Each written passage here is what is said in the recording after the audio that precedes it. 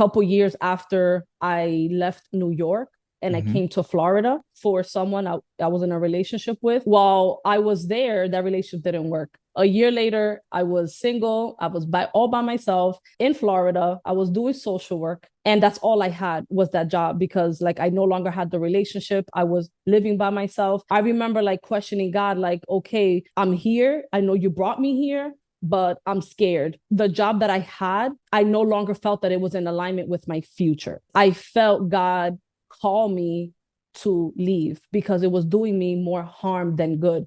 I was having a lot of heavy panic attack, anxiety attacks.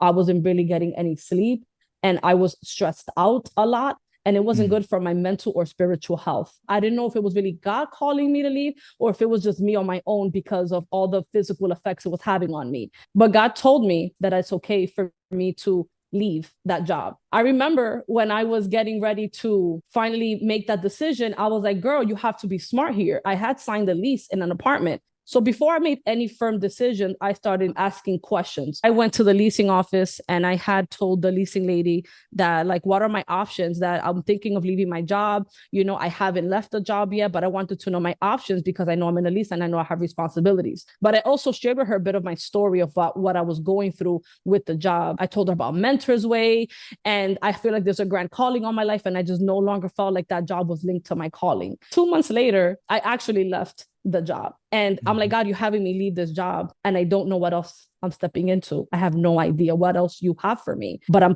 following your guidance. You're telling me that this is no longer for me. I have no plan B, but I'm going to trust and I'm going to listen and I'm going to follow. I was scared. You know, my mind just went to all the negative outcomes of what might happen.